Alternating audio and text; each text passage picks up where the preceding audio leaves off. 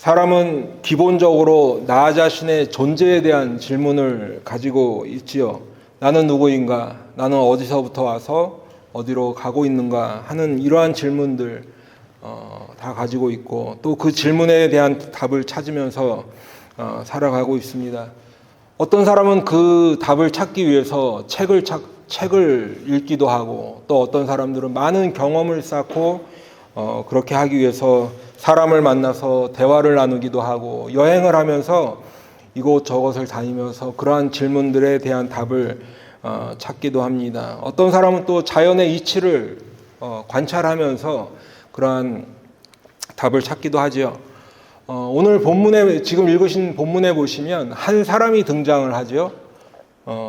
마태복음에는 청년이라고 되어 있고, 또 누가복음에 보시면 관리라고 이렇게 되어 있습니다. 그러니까 청년이고 젊은 청년이면서 또 관리이면서, 이제 나중에 보시면 큰 부자라고 설명이 되어 있는데, 아주 젊은 청년, 또 관리에 있으니까 어떤 사회적 지위도 있고 재산도 있고, 그 한 사람이 지금 주님께 나와 있습니다. 그런데 이 청년도 역시 그러한 인생에 대한 질문이 있었던 것 같아요. 그래서 예수님께 와서 첫 번째 질문이 무엇인가 보니까, 내가 무엇을 하여야 영생을 얻으리까? 이런 질문을 합니다. 내가 무엇을 하여야 영생을 얻으리까? 여러분, 지금 영생에 관한 질문을 한다는 것은 바로 죽음에 관한 질문과 연결이 되겠죠. 내가 지금 무엇을 해야 죽음 이후에 있는 삶에서 영원히 살 수 있습니까? 라는 질문을 하는 거잖아요. 그렇죠? 그런데 그런 근본적인 질문에 답을 얻기 위해서 이 청년이 지금 예수님을 찾아왔는데 제대로 왔죠. 예, 제대로 왔어요. 그 질문에 대한 답을 주실 수 있는 분에게 제대로 왔는데, 왜 그런가? 그것은 바로 예수님이 생명을 주시는 분이기 때문에 그래요. 예, 어떤 현자나 아니면 지혜로운 사람과 이 질문을 나눴더라도 같이 우리가 고민해 볼 수 있고, 뭐 이런 어떤 유익한 결론은 이끌어냈을 수 있지 몰라도, 그 생명을 주시는 근원인, 생명의 근원이신 주님께 나와서 이 질문을 했다는 것은 정말 아주 적절한 분을 찾아와서 질문을 하는 것이죠. 제대로 이제 답을 얻기만 하면 되는 것입니다. 그런데 그 질문에 예수님께서 대답하십니다. 오늘 본문 19절을 다시 한번 보시면, 내가 계명을 안 하니 살인하지 말라, 간음하지 말라, 도둑질하지 말라, 거짓 증언하지 말라, 속여 빼앗지 말라, 내 부모를 공경하라 하였느니라. 이 계명을 지키면 된다는 거예요. 그랬더니 이 청년이, 선생님, 이것은 내가 어려서부터 다 지켰나이다. 아주 잘 대화가 이렇게 진행되고 있지요. 그런데 예수님께서 그런데 한 가지 부족한 것이 있다. 한 가지 부족한 것이 있는데, 가서 내게 있는 것을 다 팔아라. 그리고 그 판 것을 가난한 자들에게 나누어 주어라. 그러면 하늘에서 보화가 있을 것인데, 그리고 나서 와서 나를 따르라. 이렇게 말씀하셨어요. 여러분, 근데 재밌는 것은 지금 이 청년과의 예수님과의 대화를 가만히 보면, 이 청년이 애초에 했던 질문, 그것에는 지금 예수님이 답을 하지 않고 계시는 것처럼 보이죠? 예. 이 청년의 질문은 뭐였습니까? 내가 무엇을 하여야 영생을 얻으리까? 그런데 예수님의 답은 가서 팔고 주어라. 그러면 하늘에서 보화가 있을 것인데 그러고 와서 나를 따라라. 이게 뭐가 안 맞잖아요. 그렇죠? 핀트가 안 맞다고 그러죠? 어떻게 보면 예수님께서 지금 동문서답 아닌 동문서답 같이 이렇게 들리는 그런 답을 하고 계시는데, 사실은 보면 예수님께서 동문서답을 하신 것이 아니라 어떤 의도가 있으시다 하는 거예요. 지금 이 청년과의 대화를 통해서 주님께서 하시고자 하는 메시지를 지금 전하고 계시다라는 것입니다. 여러분, 사실 이 청년의 질문은 정말 영생을 얻기 위해서는 어떻게 해야 궁금할 수도 있겠지만, 사실은 이 청년의 질문에 깔린 뭐가 있어요. 예. 뭐냐? 자기는 선한 사람이라는 것을 과시하기 위한 질문이 기본적으로 깔려 있다는 거죠. 여러분, 우리들도 어떤 훌륭한 목사님 앞에 가보세요. 왠지 나 이렇게 좀 독실한 기독교인이다, 인정받고 싶은 마음이 있잖아요. 그렇죠? 안 그러세요?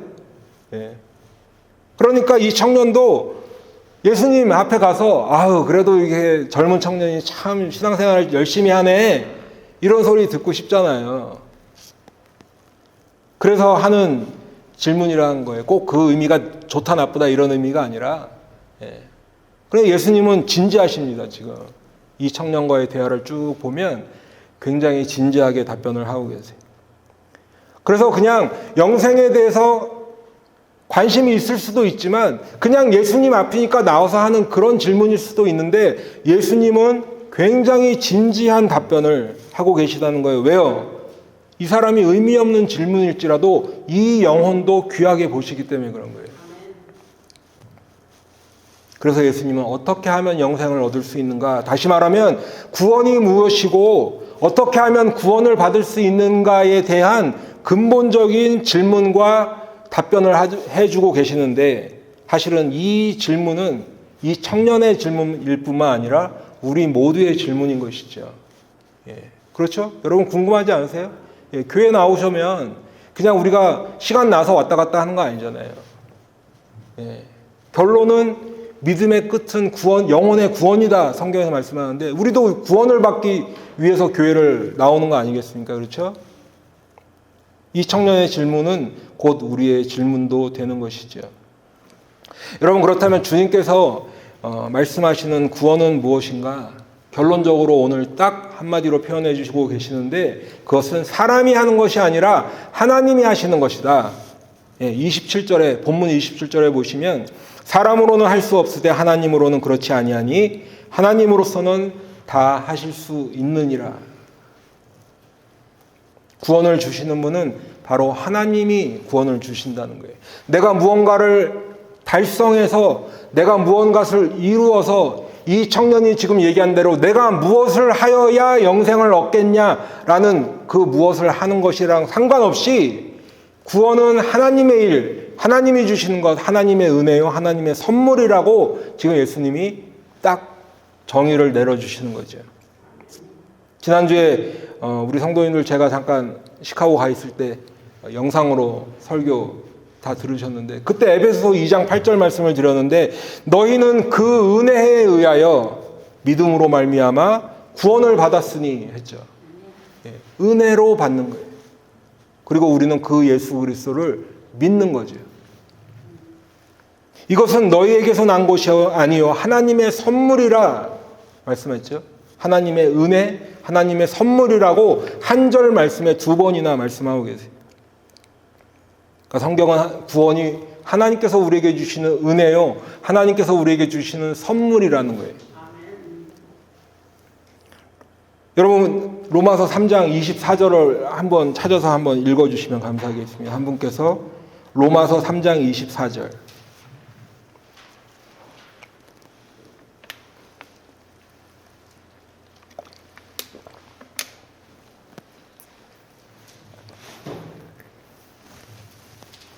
네, 로마서 3장 24절.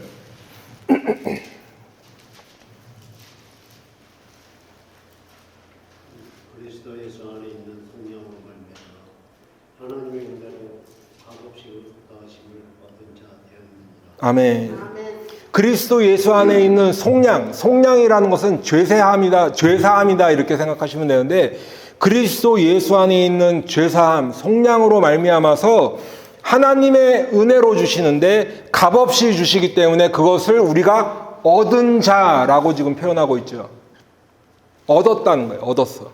여러분 우리가 누가 이렇게 뭐 물건 주시는 걸 얻잖아요. 그러면 그걸 돈을 냈다는 거야 아니에요? 안 냈다는 거죠. 그렇죠? 밥을 얻어 먹었어. 그러면 내가 돈 안 낸 거잖아요. 그런데 이 청년은 구원이 하나님의 은혜로 주시는 것임에도 불구하고 주님께 와서 어떤 얘기냐? 선한 일을 한번 논해 보십시다라는 거예요. 영생을 받을 자격이 있는 내가 여기 왔습니다 하는 거예요. 예수님께서 계명을 언급하시니까 얼른 이 정도쯤은 다 지켰죠. 어려서부터. 지금 그 얘기를 하는 거죠. 선한 선생님 하는 거잖아요. 그런데 여러분 우리 인간들의 착각이 여기 있다는 거예요.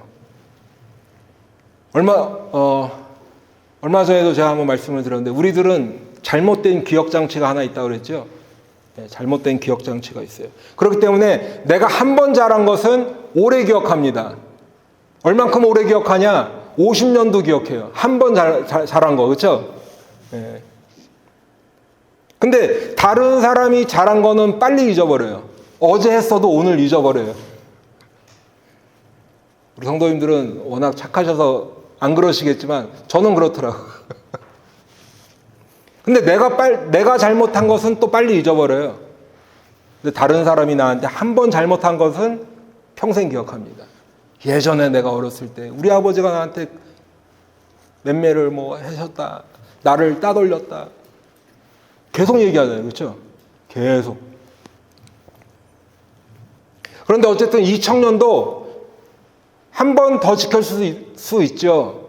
5번, 10번 지켰을 수 있죠. 그런데 그것을 가지고 와서 지금 뭐라 그래요? 어려서부터 다 지켰대요. 그런데 예수님은 지금 이 청년에게 다 지켰냐, 못 지켰냐, 이것을 따지시지 않고 잘했어. 그래, 잘했어. 그런데 한 가지 부족한 게 있네? 한 가지 부족한 거 있어. 그러면서 이제 별거 아닌 것처럼 이렇게 얘기를 이끌어 가시는데 사실은 굉장히 큰 말씀을 하시죠. 이 청년이 충격받을 만한 말씀을 하시는데 가서 네 모든 것을 다 팔아. 그리고 그것을 가난한 자들에게 다 나누어 줘. 그리고 나에게 와.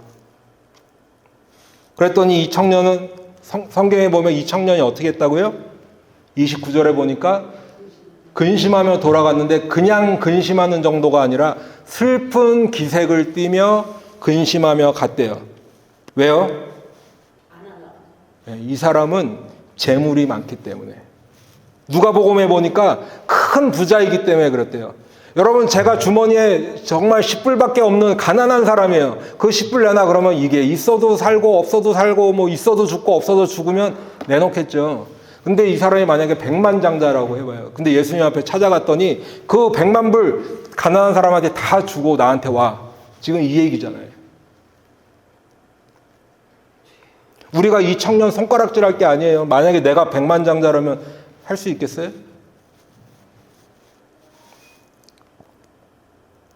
그런데 어쨌든 돌아갔어요.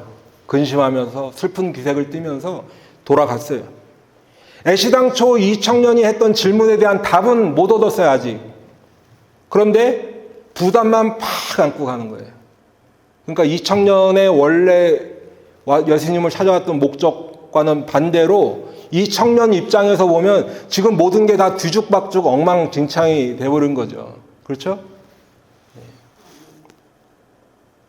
여러분 한번 생각해 보세요. 이 청년은요, 어려서부터 다 지켰대요. 계명을 다 지켰대요. 굉장한 거죠. 예수님께 올 때도 선한 선생님이요 그러면서 왔어요. 왜요? 자기도 선한 편이라는 거예요. 예수님과 같은 편이라는 거예요. 같은 쪽. 근데 예수님은 딱 잘라 말씀하십니다. 하나님 외에는 선한 분이 없다. 그러니까 너도 선한 줄, 착한 줄 착각하지 마. 이런 의미겠죠. 그리고 영생에 관한 질문을 했는데 예수님이 전혀 엉뚱한 답을 하세요. 가서 팔아서 주라. 그래야 하늘에서 보화를 얻을 수 있다. 여러분, 그러면 어려서부터 모든 계명을 다 지킬 정도로 정말 신앙이 좋고 영생에 관한 질문을 진지하게 할 정도의 이런 사람이라면 딱 무릎을 치고 가서 팔아서 주고 예수님을 따를 것 같은데 그렇게 하지 않았죠. 슬픈 기색을 띠고 근심하며 돌아갔다. 여러분, 그렇다면 이 청년은 이 질문과 답, 이 대화에서 성공한 거예요? 실패한 거예요? 실패했죠. 그러면 우리가 이런 생각을 할 수 있죠. 예수님이 너무 무리한 요구를 하셨다. 어느 정도 하라고 하셔야지. 그렇죠? 어느 정도 하라고 하셔야 되는데 너무 무리한 요구를 하셨다. 이렇게 생각할 수 있잖아요. 여러분, 그런데 성경에 보니까 이 같은 문제에 대해서 성공한 사람도 있어요. 누가복음 19장 1절로 9절, 좀 길지만 한번 읽어봐 주시면 감사하겠습니다. 누가복음 19장 1절로 9절.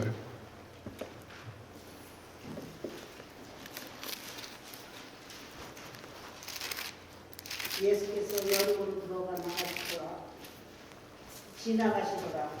삭개오라 이름하는 자가 있으니 세리장이요 또한 부자라. 네, 잠시만요. 삭개오가 나왔죠? 세리장이라고 되어 있죠? 이 사람도 관리죠, 그러니까. 그리고 부자라고 되어 있어요. 이 청년과 굉장히 흡사한 조건의 사람이에요, 그렇죠? 예, 계속 부탁드릴게요. 그가 예수께서 어떠한 사람인가 하여 보고자 하되 키가 작고 사람이 많아 할 수 없어 앞으로 달려가서 보기 위하여 돌 무화과 나무에 올라가니 이는 예수께서 그리로 지나가시게 되리로라. 예수께서 그곳에 이르사 쳐다보시고 이르시되 삭개오야 속히 내려오라. 내가 오늘 내 집에 유하여야 하겠다 하시니 급히 내려와 즐거워하며 영접하거늘 무사람이 보고 수군거려 이르되 저가 죄인의 집에 유하러 들어갔다 하더라. 삭개오가 서서 주께 여짜오되 주여 보시옵소서 내 소유의 절반을 가난한 자들에게 주겠사오며 만일 누구의 것을 속여 빼앗은 일이 있으면 네 갑절이나 갚겠나이다. 예수께서 이르시되 오늘 구원이 이 집에 이르렀으니 이 사람도 아브라함의 자손이니로다. 아멘. 감사합니다. 지금 우리가 다 잘 아는 삭개오가 등장을 했어요. 아까 우리 본문에서 읽었던 청년과 굉장히 흡사한 조건에 있는 사람이고요.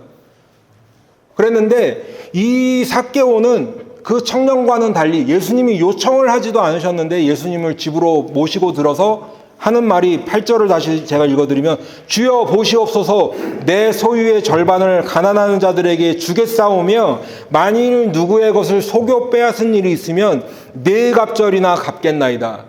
여러분 지금 삭개오의 직업이 뭐라고 그랬죠? 세리장. 세리장은 이때 당시에 주로 세금을 걷지만 그 하는 일 중에 가장 큰 게 남의 것을 속여 뺏는 일이에요.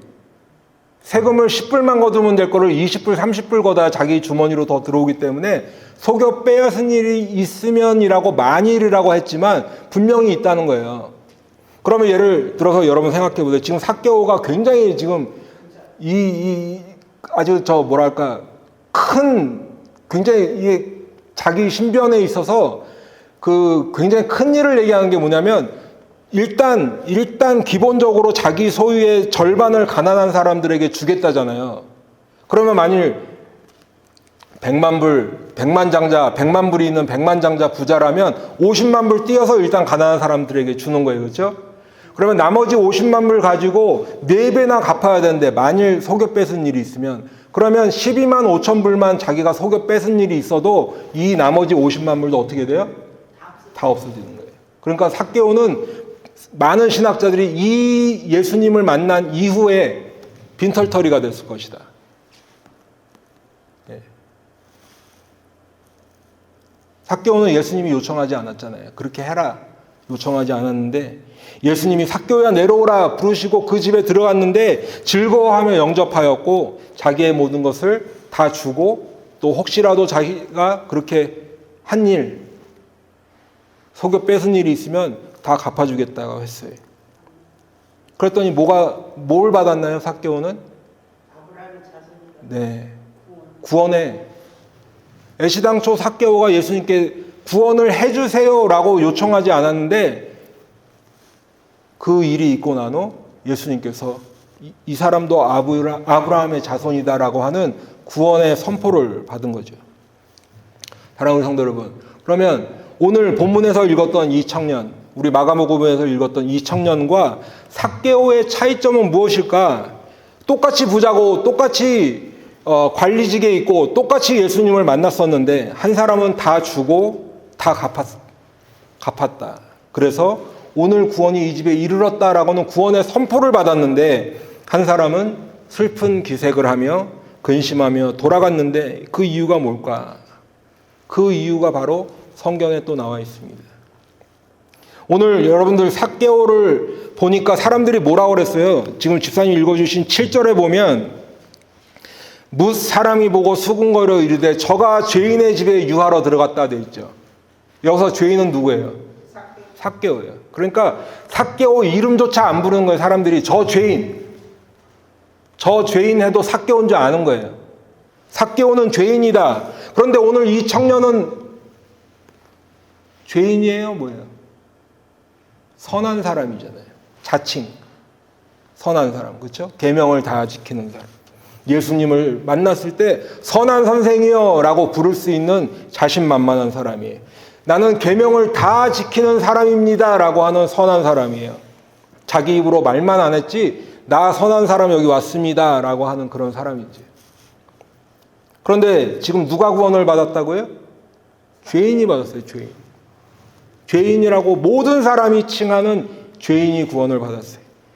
선한 사람은 마음에 지금 한가득 짐만 가지고 슬퍼하며 돌아갔는데 죄인이 구원을 받았습니다. 그러면 우리는 이런 생각을 하게 되죠. 아니 그래요. 죄인이 구원을 받았다는 것, 그 예수님이 사랑이시니까 저 죄인에게 은혜를 베풀어 주셔서 구원을 해 주시는가? 뭐 그럴 수 있죠. 그건 예수님의 예수님의 일이니까, 예수님의 비즈니스니까 뭐 그렇게 하신다 그러면 내가 그것까진 말릴 그건 아니지만 선한 사람이잖아요. 계명을 다 지켰다는 사람이잖아요. 의인이잖아요. 그냥 저렇게 돌로 보내시나? 저건 언페어하지. 공평하지 않잖아요. 죄인을 구원해 주실 정도면 선한 사람도 구원해 주셔야 맞죠. 여러분 생각은 어떠십니까? 그렇지 않아요? 삭개오를 구원해 주셨다는 것 내가 받아들일 수 있다고 치는데 이 청년은 너무 무리한 걸 요구하시고 돌려보내셨잖아요. 언페어한 거지. 그러면 여러분 진짜 그럴까요?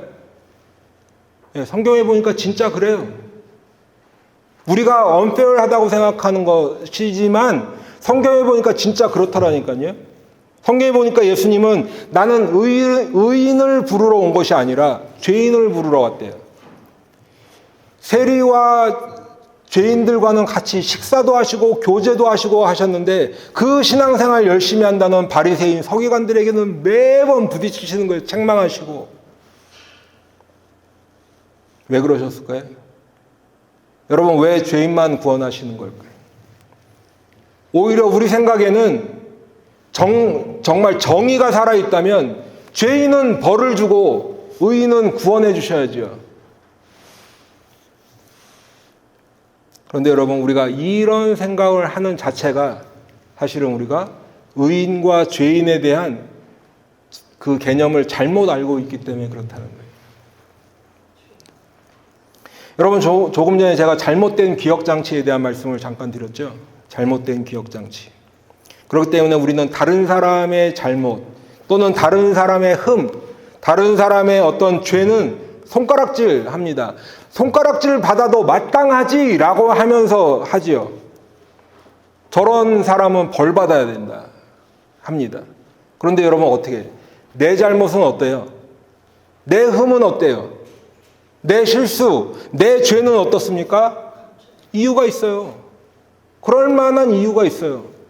나는 안 그러려고 했지만 그럴 만한 이유가 있다는 상황이 그렇게 됐고 옆에서 나를 건드렸고 그렇잖아요. 그런 생각들 하게 되잖아요. 그렇기 때문에 우리가 죄인 그러면 누굴 떠올려요?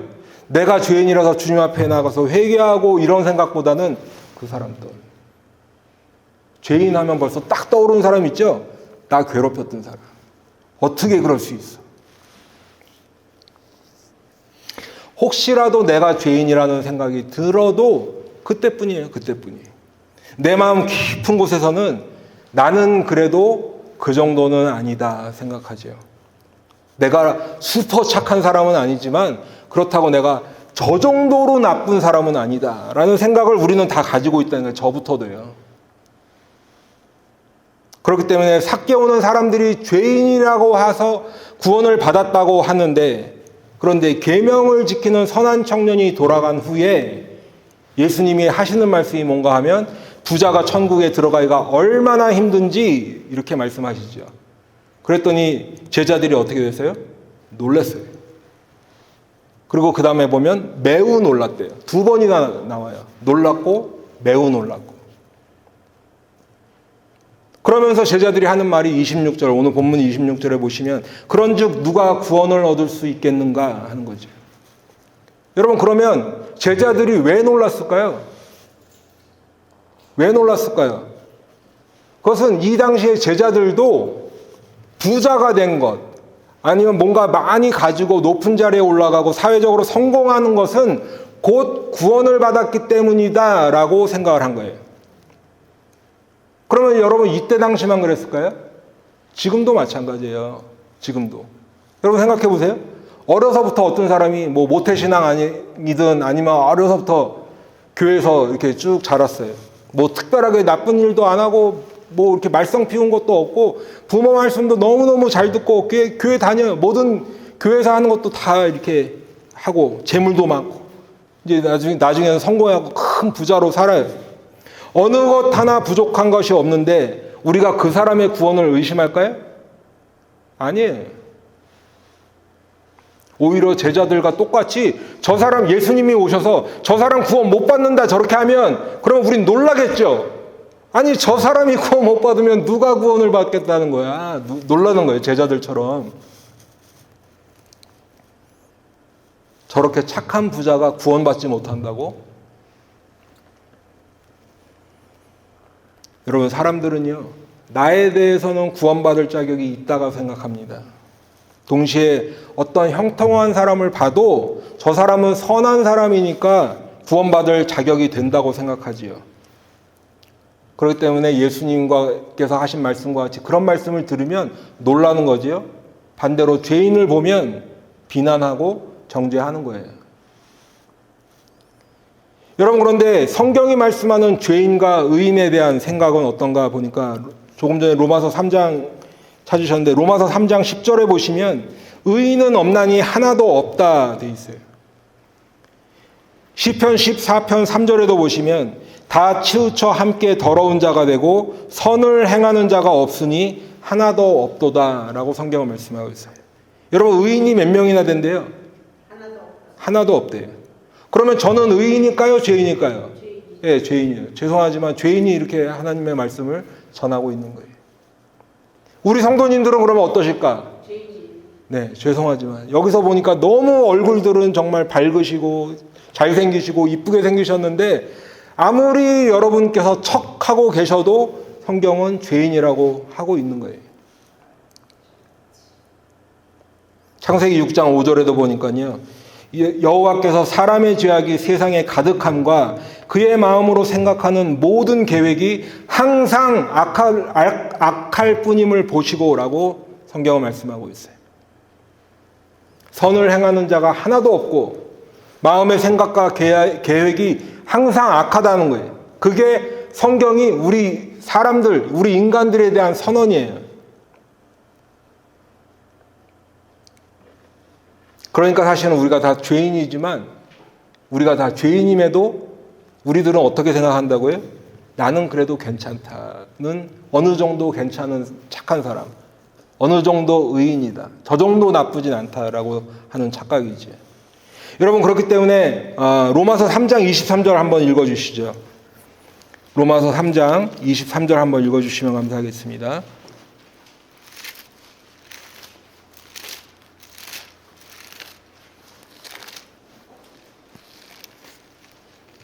모든 사람이 죄를 범하였으며 하나님의 영광과 이루지 못하였다. 네. 의인은 없나니 하나도 없다라고 했는데 지금은 거기에 한 가지 더 붙여서 모든 사람이 죄를 범했대요. 모든 사람이 죄를 범했기 때문에 하나님의 영광에 이룰 수 없다라는 것이 결론이에요. 그렇죠? 그러면 여러분 하나님의 영광에 이르지 못한다는 의미가 뭘까요? 여러분 간단하게 한번 생각해 보세요. 하나님의 영광은 어디 있어요? 우리가 그냥 쉬운 얘기로 천국에 있는 거죠. 하나님은 하늘에 계시고, 물론 하나님은 모든 곳에 다 계시지만 우리가 그냥 생각해 보면 하늘에 계신 하나님, 그렇죠? 천국에 계시니까 하나님의 영광이라는 것은 우리가 곧 쉽게 생각하면 천국이라고도 볼 수 있는데 하나님의 영광에 이르지 못하는 것은 천국에 이르지 못한다는 것과 같은 의미죠. 그러면 모든 사람이 죄를 범하였기 때문에 하나님의 영광에 이르지 못하고 천국에 가지 못하면 어디로 갈까? 이미 여러분이 답을 아시는 거기에요. 여러분, 그렇다면 세상에는 죄인만 있을까? 죄인만 있나요? 아니에요. 의인도 있어요. 분명 의인도 있습니다. 그런데 성경은 모든 사람이 죄인이고 의인은 없나니 하나도 없다라고 했는데 어떻게 의인은 의인이 될까? 그 답이 바로 다음 절에 나와 있습니다. 지금 로마서 3장 23절을 읽으셨는데 24절도 한번 읽어주시기 부탁드립니다.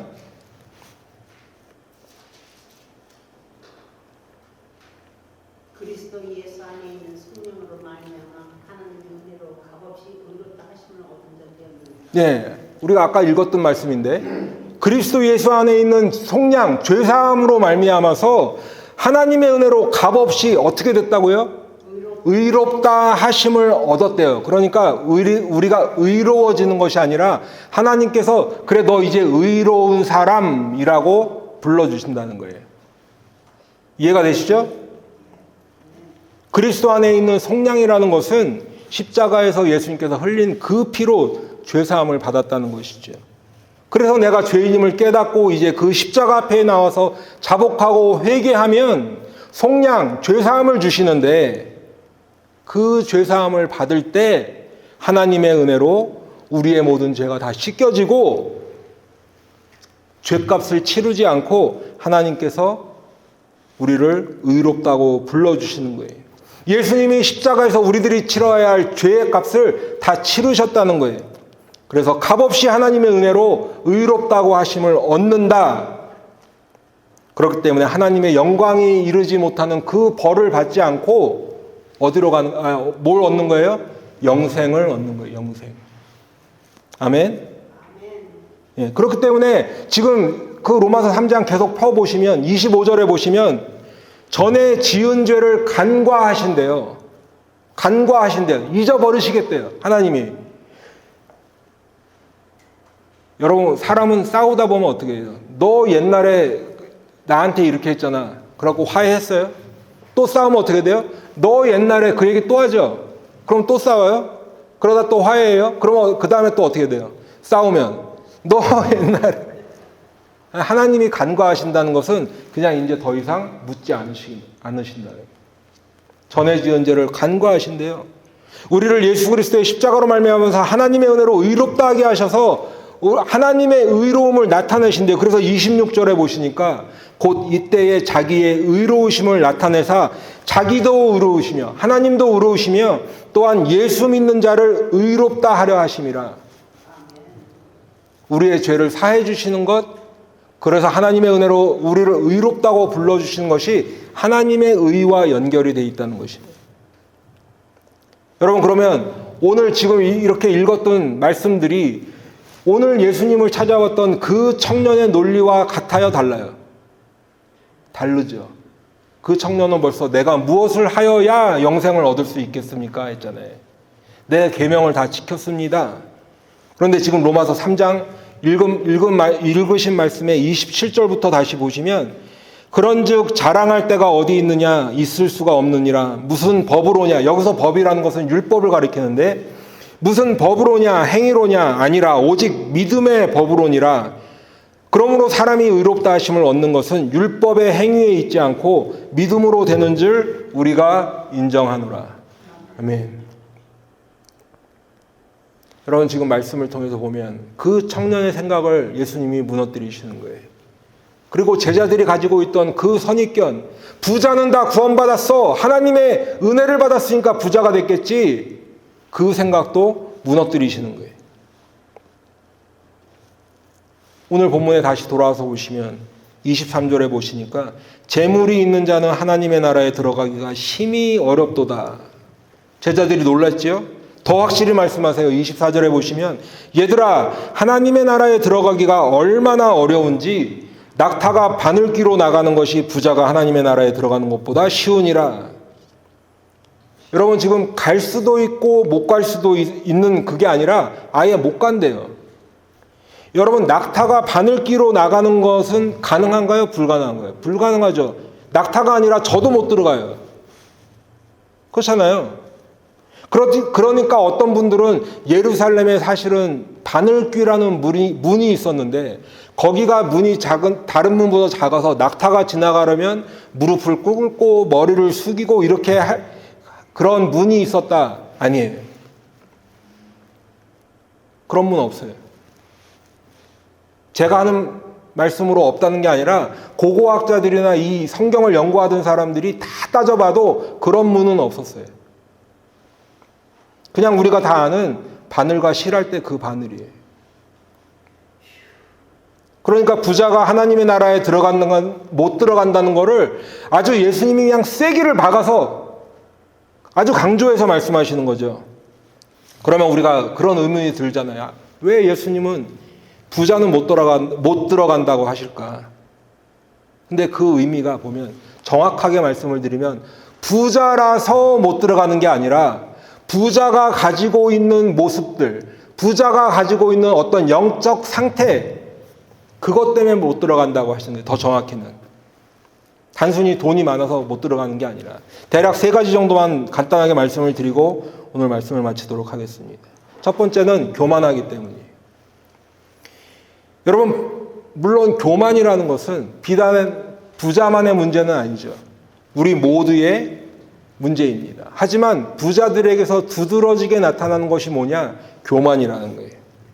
근데 여러분, 교만 그러면 뭐가 떠오르세요? 잘난 척하는 거? 뭐 의시되는 거? 그렇죠? 그런데 성경이 말씀하는 교만은 가장 근본적인 교만은 뭐냐? 하나님 필요 없다는 거예요. 하나님 필요 없다. 언제 제가 한번 창세기에 우리가 다 궁금하게 여기는 하와가 선악과 따먹는 하나님은 왜 선악과 만들어 놓고 인간을 걸려 넘어지게 했지? 이런 의문들 다 있잖아요. 그렇죠? 그때 한번 제가 좀 더 자세히 말씀을 드릴 기회가 있으면 좋겠어요. 하나님 필요 없다는 게 교만이에요. 여러분, 교만한 사람은요, 내가 죄인이 아니기 때문에 예수님도 필요 없죠. 아니, 그때 왜 거기 가서 달려서 이렇게 피 흘리고 괜히 돌아가셨네? 이렇게 되지. 그게 나랑 무슨 상관이에요? 교만한 사람은 내가 죄인이 아니기 때문에 예수님도 필요 없는 거예요. 또 내가 아쉬운 게 없기 때문에 하나님 앞에 나와 구하지도 않아요. 내 돈이 다 해결해 줍니다. 내 인맥들이 다 해결해 주고요. 내 명령 한마디면 아랫사람들이 다 와서 준비해 놓고 대령해 놓고 하잖아요. 하나님이 필요 없는 사람들이에요. 내 돈으로 사든 아니면 내가 부자 부모를 만나서 부모가 나한테 해주든 내 필요를 하나님이 채워주시는 것이 아니라 내 돈, 내 인맥이 채워주기 때문에 하나님 필요 없다. 우리 지난주 김혜정 집사님 간증도 제가 갔다 와서 들으니까 너무 제가 은혜를 받았는데, 여러분 집사님 간증하셨던 거 들어보니까 잘 나가셨을 때는 하나님 모르고 살았잖아요. 필요 없었죠. 근데 언제 하나님 찾으셨다고 그랬어요? 어려울 때 찾는 거예요. 막다른 골목에서 찾는 거예요. 이게 하나님이 나에게 드시는 매로구나, 그때 깨달으셨다고 하잖아요. 제가 그때 너무 혼자서 듣다가 진짜 그때 울컥하더라고요. 그런데 여러분, 지나고 보니까 어때요? 사실은 그때 그 고난이 유익이죠. 예, 왜냐하면 언제 하나님 찾겠냐고요. 안 그러면은. 그렇죠, 주사님? 예. 그래서 그때는 힘드셨겠죠. 어려웠겠죠. 모든 상황들이나 여건들이. 근데 그때 하나님의 은혜를 경험했기 때문에 지금 여기서 같이 우리가 예배 드리는. 할렐루야. 여러분, 그런데 부자들의 생각은요, 하나님을 찾지 않을 뿐만 아니라 어떤 생각까지 하냐 보니까 요즘은 그런 말들도 있죠. 가난이 죄라고 그래요. 하나님의 생각과 완전히 다른 주장을 하고 있습니다. 성경은 가난한 자들을 돌보고 고아와 과부를 돌보라. 근데 지금 세대는 어때요? 가난이 죄야. 자기의 교만함을 정당화하기 위해서 하나님 앞에 자기의 죄를 깨닫지 못하고 오히려 가난이 죄라 이렇게 얘기하는 거지. 두 번째 이유는 탐욕 때문에 그렇습니다. 탐욕. 여러분, 탐욕도 아까 교만과 마찬가지로 부자에게만 나타나는 건 아니죠. 모든 사람이 다 욕심이 있고 탐욕이 있습니다. 그런데 부자에게서 더 두드러지더라 하는 말씀이에요. 여러분 성경에 보면 부자의 탐욕을 잘 보여주는 말씀이 있는데 누가복음 12장 한번 읽어주실까요? 누가복음 12장 16절로 21절 말씀 한번 읽어주시길 부탁드릴게요.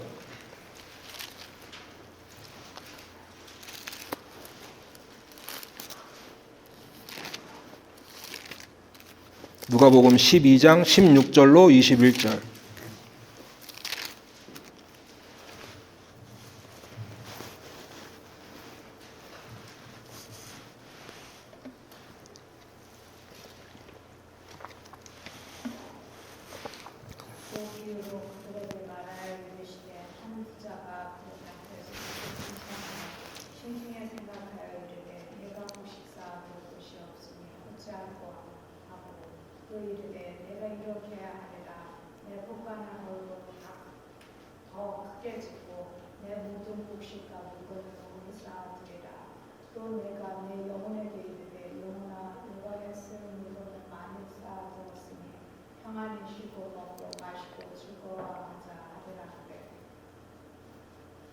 네, 21절까지요.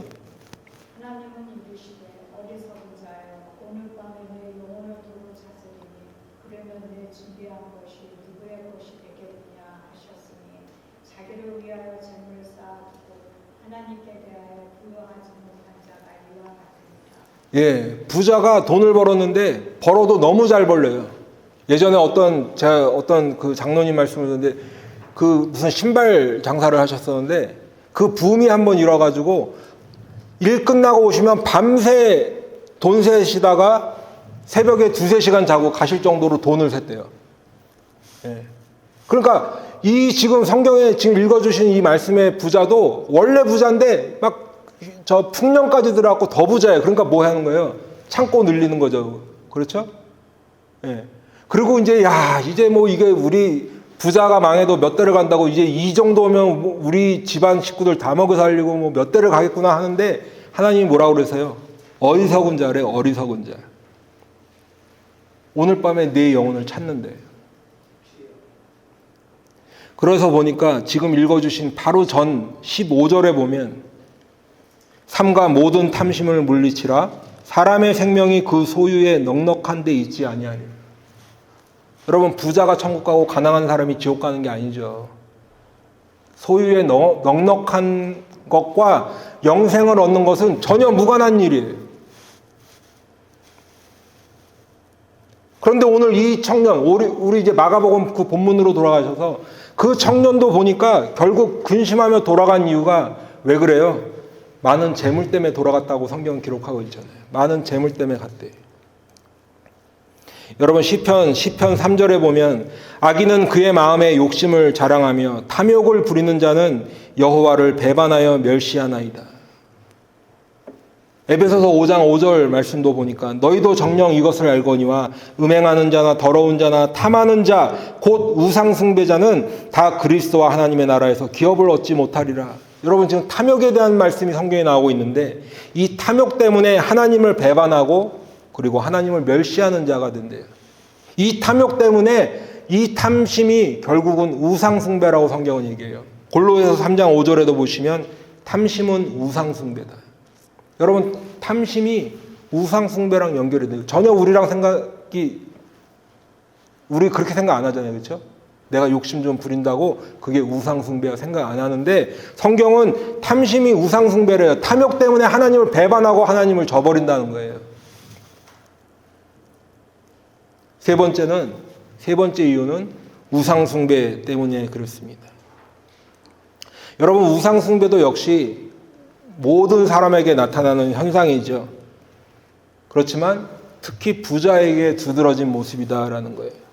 그러면 우리 성도님들 중에 어떤 분은 목사님 내가 보니까 뭐 다 부자라고 다 그런 것도 아니고 부자들 중에도 정말 신앙생활 열심히 하면서 신실하게 사는 부자들도 많은데 너무 이렇게 비관적인 거 아니십니까? 하실 분이 계실지 몰라요. 예, 저도 잘 압니다.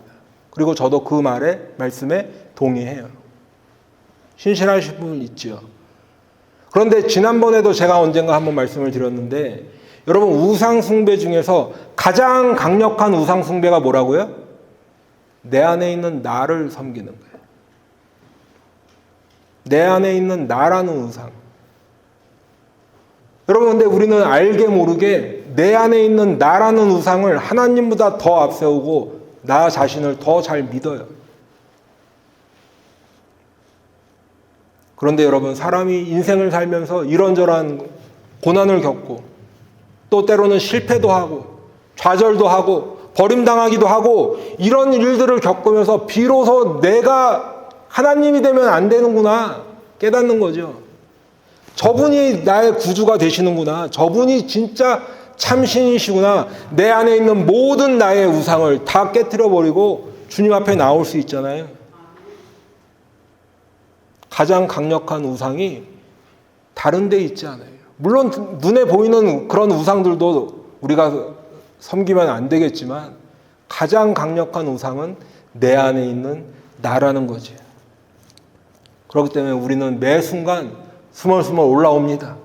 야, 너를 섬겨. 네가 최고야. 네가 제일 잘 나가. 너가 하나님이야. 끊임없이 벌어야 돼. 끊임없이.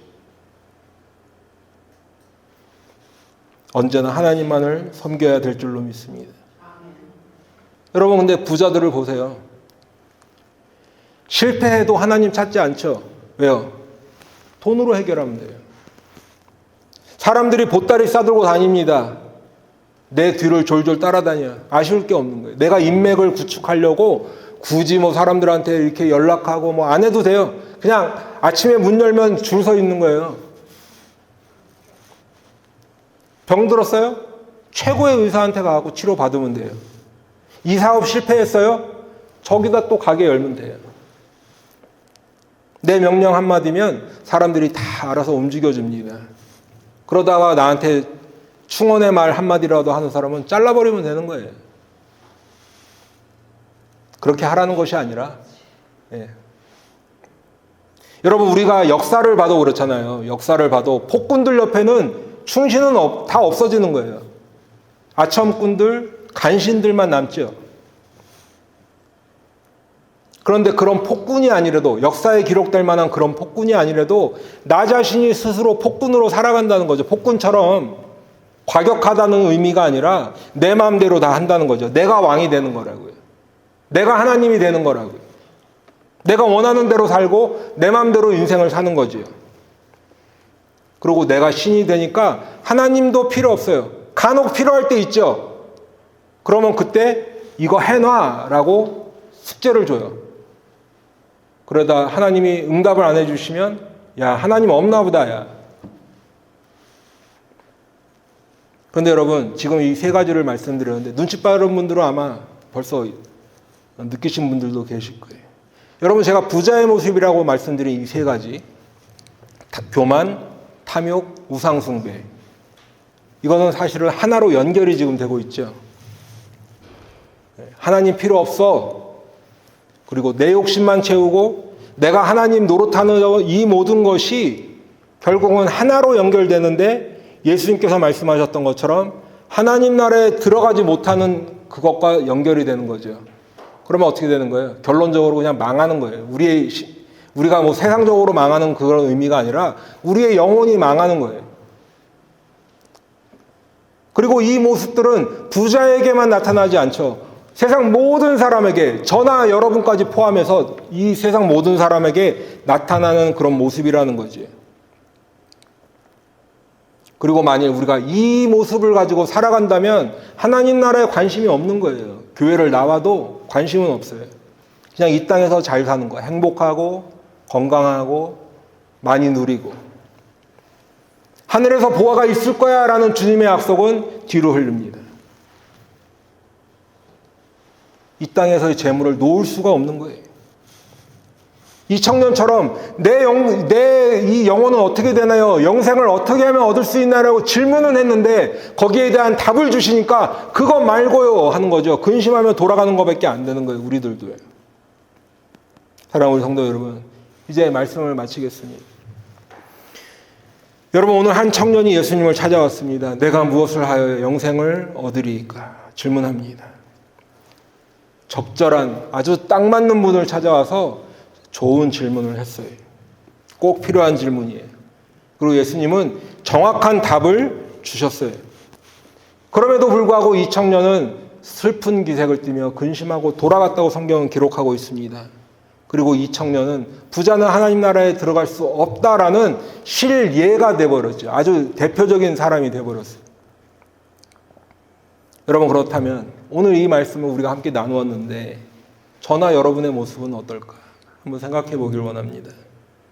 나는 이 청년과 얼마나 다른 모습일까? 아니면 이 청년의 모습이 나의 모습은 아닐까? 나도 영생에는 관심은 있는데 가서 팔아서 다 주고 나를 따르라는 주님의 말씀할 때 그 정도로 하시면 곤란합니다라고 하진 않을까?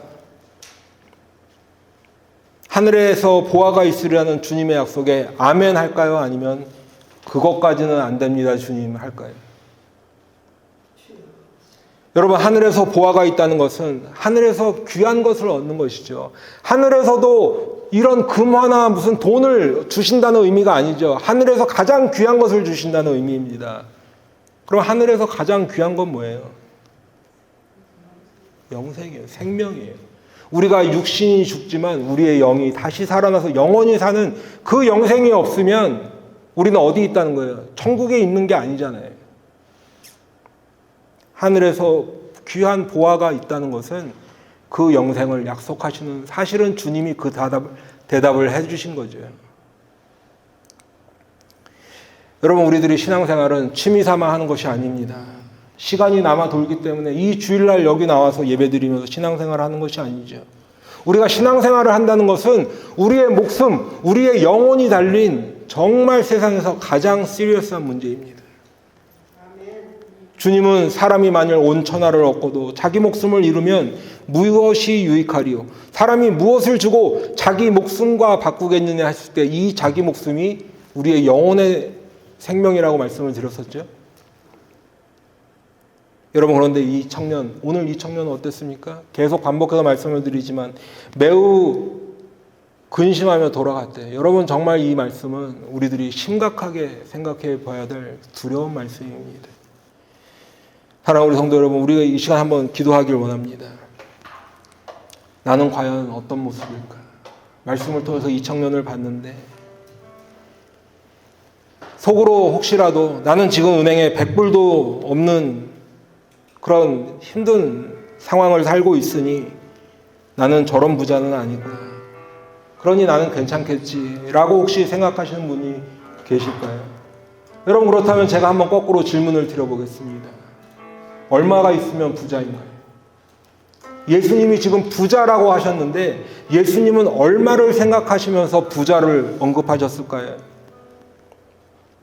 그렇게 보면 지금 예수님이 말씀하신 것은 단지 내 재산이 얼마 있느냐의 문제가 아닌 것입니다. 지금 말씀드릴 것처럼 내 안에 교만, 내 안에 탐욕, 내 안에 우상 숭배가 있는지 돌아봐야 하는 것이, 돌아봐야 합니다. 교만은 아까도 말씀드렸지만 하나님 필요 없다는 거지. 그게 교만이에요. 나는 내 욕심만 채울 거야. 이 땅에서 잘 먹고 잘 사는 것만 관심 있어. 탐욕이. 내가 하나님 노릇하면서 살면 그게 최고지. 우상 숭배. 혹시라도 그런 마음이 있는 성도들이 이 자리에 계시다면 내 은행 어카운트에 얼마 있는 거랑 상관없이, 내 재산이 얼마나 있는 거랑 상관없이 나는 하나님 나라와 상관없어지는 그런 부자가 되는 것입니다. 여러분, 예수님께서 뭐라고 하셨어요? 낙타가 바늘귀로 절대 들어갈 수 없다고 하셨지요. 그 부자로 사시겠습니까? 그런 부자로 사시겠습니까? 하나님의 나라에 들어갈 수 없다고 하셨는데 그런 부자로 사시겠습니까? 이 시간 기도하실 때 혹시라도 있을지 모르는 내 안에 그런 탐욕, 교만, 우상 숭배, 이 시간 다 주님 앞에 내려놓고 우리 다 그거 버리시기 바랍니다. 겸손하게 우리 주님 앞에 엎드리길 소원합니다. 내 안에 있는 모든 욕심들 다 버리고 내가 하나님 노릇하는 거 다 회개하고 오직 주님만이 나의 주님이시며 나의 구원자이십니다. 주님 나를 불쌍히 여겨주셔서 우리 통성으로 한번 기도하도록 하겠습니다. 아버지 하나님, 주님 감사합니다. 아버지, 주의 말씀을 우리에게 들려주셨습니다. 하나님, 내가 무엇을 하여야 영생을 얻겠나이까? 라고 와서 주님 앞에 질문하였던 그 청년처럼, 아버지, 내가 관심이 있는 것 같지만 하나님, 사실은 내 안에 교만과 내 안에 탐욕, 하나님, 내 안에 내가 하나님 노릇하려는 그 우상 숭배로 말미암아서 하나님 나라와 상관없진 않으니 하나님 심히 두려운 마음으로 주님 앞에 나옵니다. 주여, 불쌍히 여겨주시고 오직 주님만이 나의 구원 되시며 오직 주님만이 나의 구원자 되시고 나의 하나님이심을 고백하며 이 시간 주님 앞에 나아가길 소망하오니 주여, 불쌍히 여기시고 함께하여 주시옵소서.